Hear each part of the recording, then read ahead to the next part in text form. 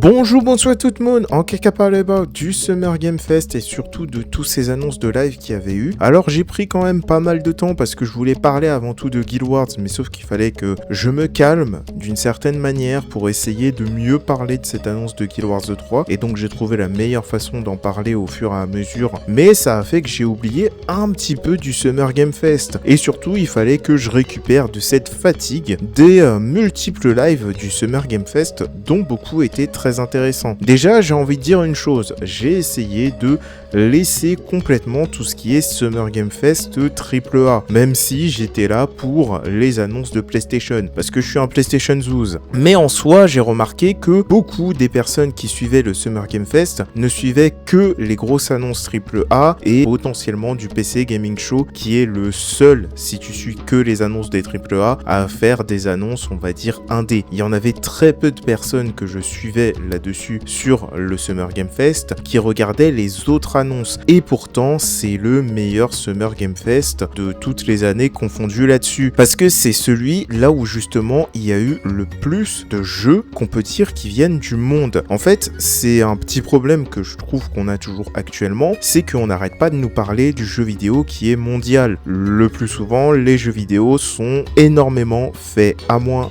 en Asie de l'Est ou dans les pays qu'on dit occidentaux, ça veut dire Amérique du Nord et Europe. Mais sinon, en soi, des fois il y a de l'Australie aussi. Mais en fait, en vérité, c'est pas mondial, ça ne touche pas le monde, ça n'a jamais réellement touché le monde. Même quand un développeur de jeu vous dit oui on touche le monde, non, en fait ils vont juste en Asie de l'Est, en Europe et en Amérique du Nord. Ça touche vraiment pas réellement le monde. Or que aujourd'hui on commence de plus en plus à voir d'autres justement lives de développement qui sont intéressants et qui pourraient toucher aussi bien plus le monde sur ce côté-là. Déjà Black Voicing Gaming, en soi, même si c'est techniquement des noirs états-uniens là-dessus ou encore des noirs canadiens, de plus en plus ça a commencé à se transformer. Ça commence à devenir un live qui va aussi représenter toutes les personnes américaines. Et là, quand je parle d'Amérique, bien sûr de tout le continent américain, même si ça a un autre nom et que ça c'est donné par les occidentaux. Mais ça touche autant à l'Amérique centrale, les Caraïbes, l'Amérique du Sud, comme l'Amérique du Nord. Ce qui fait qu'on a pu voir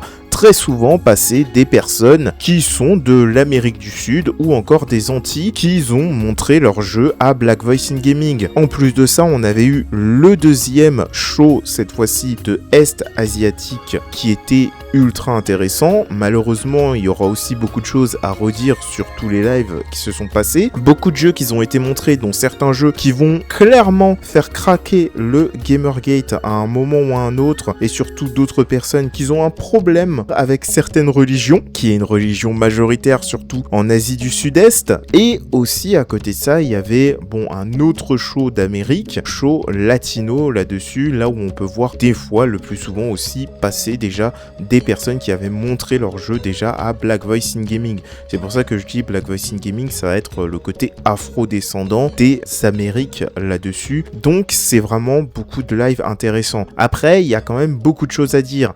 Il y a des fois beaucoup de live, ça va être beaucoup plus des conférences que des présentations de jeux. Et à côté de ça aussi, énormément de jeux vidéo d'horreur. Et là-dessus, l'un des lives qui est le mieux calé pour montrer beaucoup de jeux vidéo et surtout beaucoup de jeux vidéo d'horreur, c'était Woman Led Game, qui justement était l'un des meilleurs shows là-dessus, personnellement pour moi, qui a montré le plus de jeux et surtout qui a montré beaucoup de jeux d'horreur. Parce que en fait là, je sais pas, on est parti sur un axe purement jeu d'horreur ces derniers temps, c'est juste incroyable. Mais surtout, si vous adorez vraiment beaucoup les jeux horrifiques, les diverses styles de jeux horrifiques, là il faut aller regarder ce show à tout prix. Parce que personnellement, même pour moi en tant que gamer joueur là-dessus, je trouve que les gameuses sont une des branches qui joue le plus à des jeux d'horreur là-dessus. Bon, il y a beaucoup de choses là-dessus qu'on pourrait dire, surtout à cause du patriarcat et toutes les violences qu'elles peuvent subir dans le monde réel, mais aussi je pense qu'il y a aussi la notion que pendant une certaine ère du jeu vidéo, c'était beaucoup plus les jeux d'horreur qui montraient surtout des héroïnes, et donc ça a pu jouer aussi là-dessus sur le fait que quand même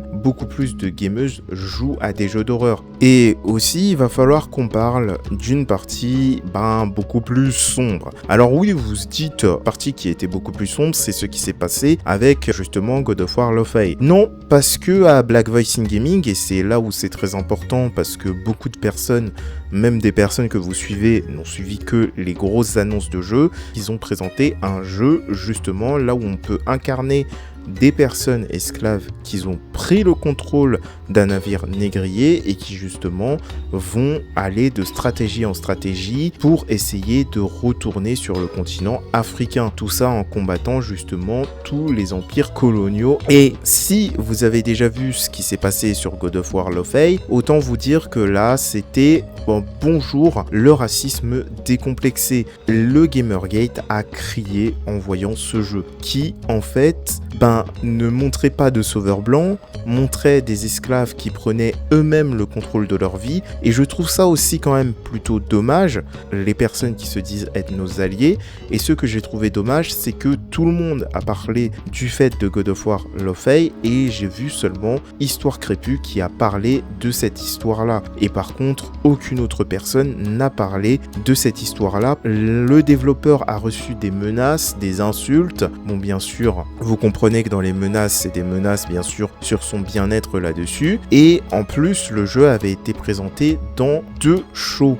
Le premier, c'était Black Voice in Gaming, là où il était l'une des grosses présentations là-dessus. Et le deuxième show, c'était le Latina Show là-dessus. Il faut savoir que Black Voice in Gaming, depuis certains temps, il y a quand même énormément de personnes qui suivent directement via le direct justement du Summer Game Fest ou des Game Awards, qui sont clairement là pour venir et pour cibler et attaquer et faire des insultes racistes. C'est surtout pour ça que dans les Game Awards, c'est seulement en emote only. Donc c'est l'un des lives qui est le plus attaqué. Le deuxième live qui a eu quand même certaines problématiques, mais là-dessus, il y a beaucoup de choses à redire, c'est le India Live, qui était le tout premier live. Et en fait, c'est un problème plus entre personnes pakistanaises et indiennes là-dessus, mais c'est beaucoup de problématiques dont je vais pas complètement pouvoir parler, même si là-dessus, on sait très bien qu'il y a des mecs blancs racistes qui ont profité pour déverser quand même leur haine raciale aussi dans certains dialogues ou dans certains discours. Mais sinon, la plupart du temps, si on a bien regardé la plupart du temps dans les lives appropriés aux chaînes directement, ça se passait très très bien. Après, il y a eu autre chose. Nous avons eu l'annonce de Stellar Blade. Waouh! Le nouveau Stellar Blade, là où le personnage ressemble à une enfant adolescente là-dessus. Créateur de Stellar Blade, apparemment, avait répondu à un journaliste qui avait posé cette fameuse question que beaucoup de personnes se plaignaient justement du physique et surtout du côté que le personnage du prochain Stellar Blade ressemble bien plus à une adolescente. Et la seule chose qu'il a dit, c'est qu'il n'a pas répondu à la question, qu'il a juste dit que le jeu allait être superbe et qu'il y aurait de plus en plus d'habits encore 2 fois plus osés que dans Stellar Blade premier du nom. Voilà, j'ai rien d'autre à dire, c'est ça qu'a été sa réponse. Je vais quand même vous retrouver l'article ou d'autres articles de journaux qui vont parler de ça, mais en gros, il ne nie pas du tout la notion de potentielle pédophilie là-dessus dans le jeu. Ouais, c'est extrêmement chaud, surtout quand moi-même j'ai déjà joué à Stellar Blade et je sais à quoi ressemblent la plupart des habits. Toutes tes tenues ne rentrent jamais en corrélation avec l'univers. La plupart de tes tenues sont extérieures à l'univers et t'as jamais un seul habit dans Stellar Blade, là où tu peux ressembler aux civils. Bien sûr, je sais qu'il y aura le Gamergate qui va protéger le jeu, mais il faut faire attention, il n'y a pas que eux, il y a les choufins et les choufines qui malheureusement protègent le jeu là-dessus aussi. Alors que, bon, franchement, là, en tant que gamer et même gameuse, faut se rendre compte que c'est bel et bien clairement du pédo, là. Ça se voit, en fait. Et ça, c'est juste les petits côtés problématiques. Mais on va parler aussi d'autres choses, et plus amplement de ce qui s'est passé dans les lives, et pourquoi j'ai adoré, quand même, ce Summer Game Fest. Alors, j'avais fait une petite tier list sur le Summer Game Fest allant de juste pub et gamer plus gameuse égale mouton, donc forcément c'est le live Summer Game Fest de base, là où il y a eu quand même certains potentiels jeux problématiques. Alors je rentre le Indian Live là-dessus parce que je connais pas toutes les notions et potentiellement il pouvait peut-être y avoir certains discours, on va dire, problématiques dans le Indian Live. Mais je laisse surtout aux personnes qui s'y connaissent là-dessus s'il y avait des jeux plus ou moins problématiques, surtout à cause du nationalisme indien qui a tout un délire raciste et qui est surtout très islamophobe lui aussi. Et après, vous avez pas beaucoup de nouveautés, c'est surtout Xbox et PlayStation qui sont les plus suivis après le Summer Game Fest. Donc on remarque très souvent que ça reste quand même les gros shows triple A, là où on va que voir du double A au niveau des plus petits jeux, mais sinon c'est que du triple A qui sont le plus suivis. Et ça c'est quand même plutôt dommage. En tout cas, j'ai juste envie de dire une chose sur Gears of War. C'était vraiment très intéressant. Pourtant c'est un jeu que j'adore, mais franchement, la seule nouveauté que t'as réellement dans ce Gears of War, c'est de pouvoir faire des glissades et de pouvoir sauter. What? Autant le côté histoire va être vraiment très cool, très intéressant là-dessus, autant le physique des personnages a complètement changé, ils sont plus taille de muscles, donc c'est vraiment intéressant d'avoir rechangé le physique. On aura aussi l'apport d'autres nouveaux personnages qui vont être mis en avant. Malheureusement, t'as toujours juste une femme dans l'histoire qui est mise en avant, mais au moins on a une femme. Ça pourrait être intéressant, surtout avec le dernier Gears of War qu'ils avaient fait, qui justement était plus concentré aussi sur l'histoire d'un personnage principal féminin en plus, qui, en fait, j'attends la suite, on attend la suite, hein. Côté histoire, on attend la suite. Mais on sait que côté, en tout cas, gameplay, on espère qu'il y aura d'autres nouveautés. Il y aura le côté destruction qui date quand même depuis Battlefield 3. Donc, c'est vrai que depuis le temps qu'ils aient pas mis cette notion de destruction, c'est vraiment chiant. Surtout que dans le dernier Gears of War, ils avaient déjà mis tout ce qui était tempête. Pas dans le mode multijoueur, mais dans le mode histoire, il y avait les notions des tempêtes différentes au niveau de la planète qui seraient plutôt cool à mettre, même aussi dans le mode multijoueur pour mieux changer les choses. Donc c'est pas vraiment un énorme apport là-dessus. Je trouve que c'est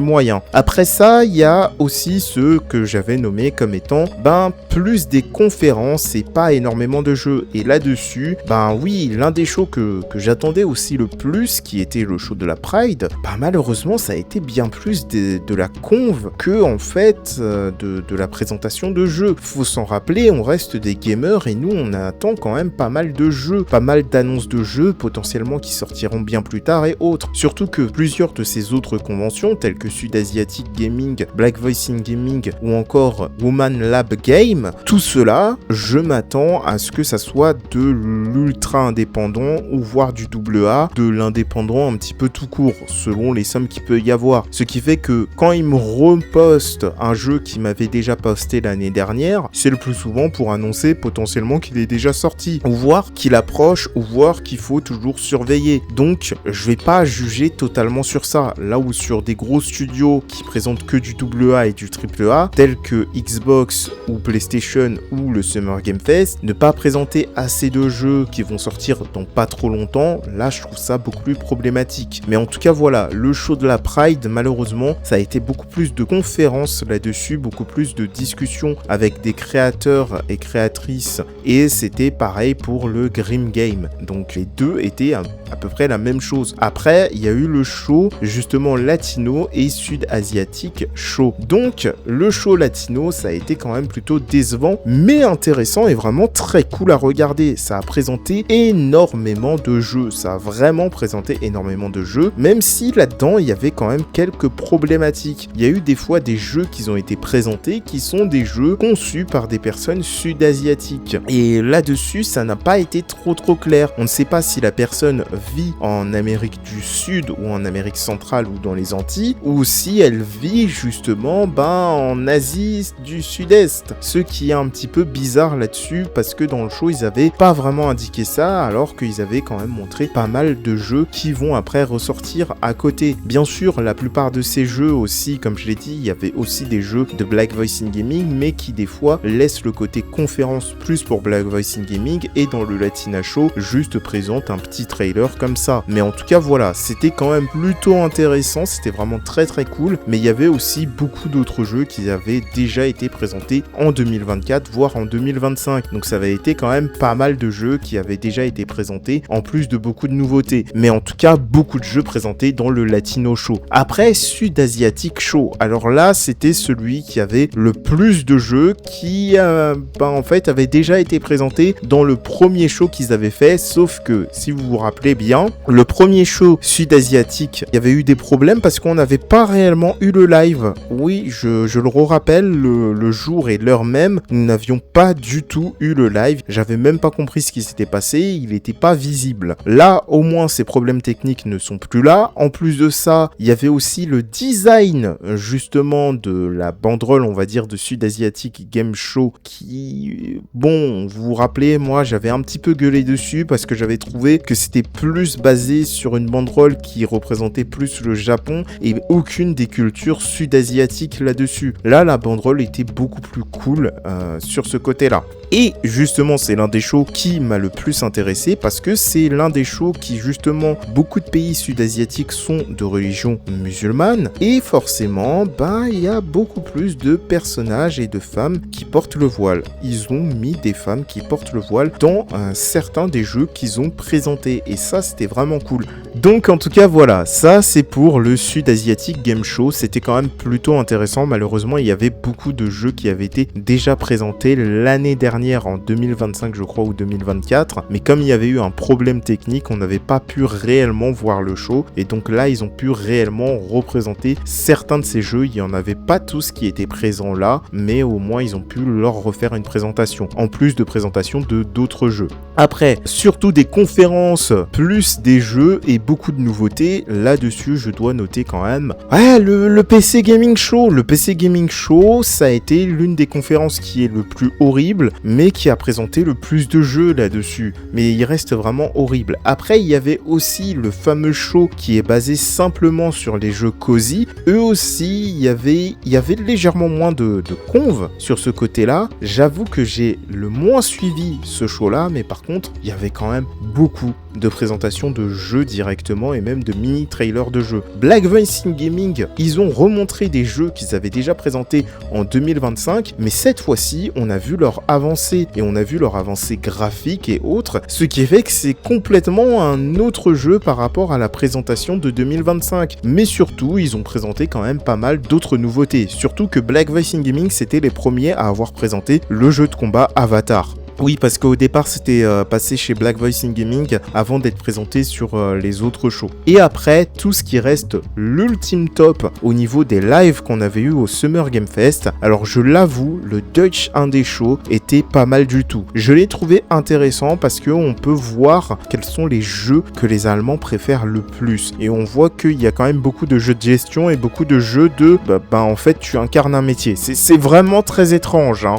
Après ça, il y avait un autre show, il y avait le Future Game Show, qui lui était bien plus basé AA et AAA, mais qui quand même, par rapport aux autres shows, était pas mal parce qu'il avait beaucoup plus de nouveautés à présenter par rapport au Summer Game Fest ou encore Xbox ou PlayStation Show. Donc c'était vraiment beaucoup plus cool. Après ça, il y avait eu justement, après le Summer Game Fest, le show spécial Dev, qui était 1000 fois plus intéressant que le Summer Game Fest. Donc il y avait beaucoup plus de jeux à voir, beaucoup plus de jeux présentés, c'était vraiment très très cool. Bien sûr, il y a eu le Summer Game qui était le premier show qui est présenté aussi par les personnes qui présentent Black Voice in Gaming, qu'ils ont quand même présenté pas mal d'autres jeux qu'ils ont pu présenter après sur Black Voice in Gaming pour les mettre des gens en avant, dont d'autres styles de jeux style Castlevania et autres, et donc c'était vraiment très très cool. Mais le meilleur des shows là-dessus, même s'il y en a un dont j'ai pas vraiment dit le nom mais qui lui aussi était pas mal, mais le meilleur des shows que j'ai pu voir, ça restait Woman Lab Game. Là-dessus,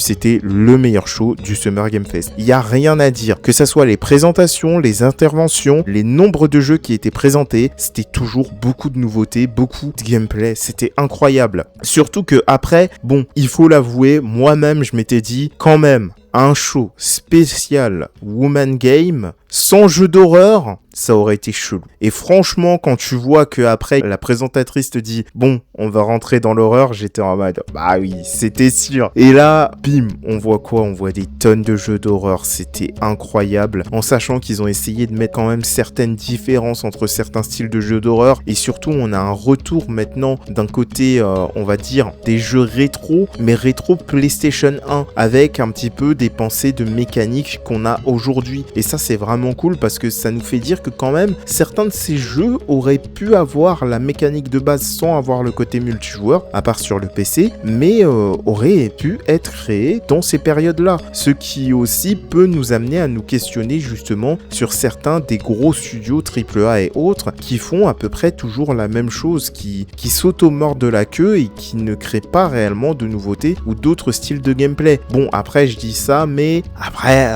ça reste quand même des styles de gameplay qui ont déjà existé actuellement. Par exemple, les Extraction, il y a beaucoup de jeux Extraction, c'est parce que c'est la mode. Mais je veux dire, avec ce style graphique, ça me fait dire, ouais quand même, dans ces périodes-là, dans les années 2000, ils auraient peut-être pu nous créer des Extraction. Ils auraient peut-être pu déjà nous créer des shooters héros là-dessus. Donc il y a beaucoup de choses que tu te dis, rien qu'en voyant ce show et en voyant ces divers shows, avec des fois beaucoup de jeux avec ce style rétro PlayStation 1, sans même le côté multijoueur, parce que ça marchait que énormément sur PC, ils auraient pu créer ce genre de jeu en fait depuis bien longtemps. En tout cas, c'est ce que moi je me dis. Et justement, pour le dernier mot de la fin là-dessus, c'est aussi les notions de plusieurs personnes qui disent aujourd'hui dans le jeu vidéo, il y a de moins en moins de nouveautés, de moins en moins de bonnes choses sur les catalogues et autres. À quoi j'ai envie de dire, ça dépend pour qui. Personnellement, pour moi, actuellement, moi qui ai un PlayStation Zouz, on va dire, on pourrait dire plus ou moins que je suis un PlayStation Sexuals,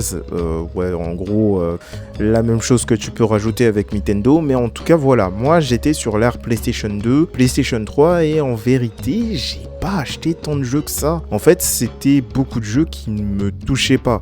Et après, ça reste juste selon moi. Parce que actuellement, j'achète beaucoup plus de jeux sur ma PlayStation 5 que pendant les périodes PlayStation 2. Et pourtant, j'étais très jeune dans les périodes PlayStation 2. Après, pourquoi je dis que ça peut être spécifiquement surtout dû à moi? Parce que, en fait, je me suis rendu compte que dans les 2021, que beaucoup des jeux que j'achetais, c'était simplement parce que je pouvais à moins créer un personnage noir pour me représenter, ou à moins qu'il y avait des personnages noirs directement représentatif là-dessus. Dont le pourquoi j'attendais énormément Remember Me, dont le pourquoi je suis resté pendant extrêmement longtemps sur Crysis 2 et 3, et que à côté de ça, j'ai eu une période en fait sans vraiment acheter de nouveautés parce que j'en avais rien à carrer. Alors que là, actuellement, j'ai remarqué que j'ai acheté quand même beaucoup de jeux, mais vraiment beaucoup plus de jeux même que sur l'ère PlayStation 2. Si je devais juste vous montrer une image